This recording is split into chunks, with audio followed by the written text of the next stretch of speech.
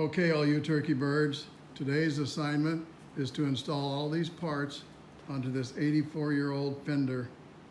Got the headlight bucket installed. That gasket goes underneath the turn light and the park light. The lens is there, beautiful chrome tip. Had to wire in the light bulbs.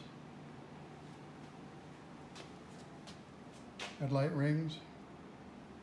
Look at that beautiful eyebrow above the headlight. And when all that's installed, this fender goes right here. It's a lot of work.